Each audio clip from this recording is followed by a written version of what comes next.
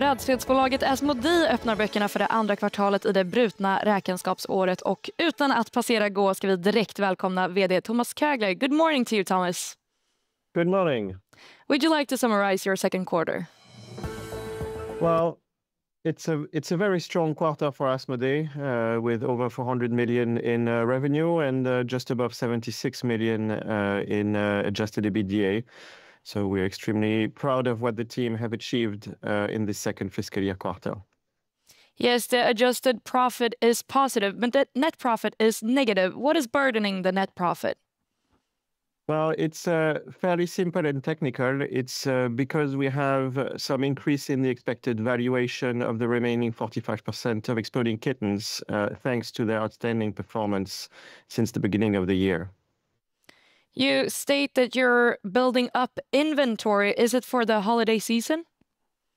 Yes, it's linked to two elements. The first one is for the holiday season, and the second one is, as you can see, the performance of trading card games year on year is growing significantly. And so we have our working capital attached to this that's growing accordingly. The American consumer seems to not be doing too well, as we have seen in several reports from the consumer-focused companies. What are your thoughts on this? Well, what we see is that American consumers currently are trading off between the products that they acquire. In our industry and for Asmodee, what we see is that they focus more on lower price point products. Hence, for instance, the very good performance of the Exploding Kittens product lines, whilst the higher price point products are suffering a bit more. Have you... But overall, what I wanted to say is that the market on board games is down in this quarter. But Asmodee is overperforming the market, so we're limiting the losses. Have you been affected by the American tariffs this quarter? So the effect is remaining quite limited, around €1 million, because our teams managed both to put in place some adjustments in supply chain and also the selected price increases that have not yet reached their full potential.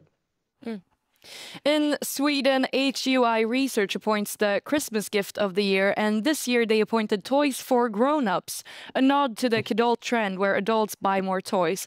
Is this trend something that you have noticed and benefited from? Yes, we see that adults are buying more and more products that historically in the past were more considered for children. And it's kind of the misconception that many have on games is that games are for children. Actually, as we stated on numerous occasions, the average age of people that buy games is around 35 years old, and they are not just buying for their children, they're mainly buying for themselves. And if we move on to Pokemon, how are you going to capitalize on Pokemon's 30th anniversary next year? Well, it's not up to us to reveal what the plans are for the Pokemon company. It's them who are managing this. But what we know from history and from past anniversaries is that they are extremely good at creating exciting products and consumer engagement around their anniversary campaigns. And we will be their best possible partner next year for that. Thank you, Thomas. Och tack till dig som har tittat. Mer ekonominyheter väntar under dagen, och vid klockan 8:55 drar Börsfrukost igång. Missa inte det.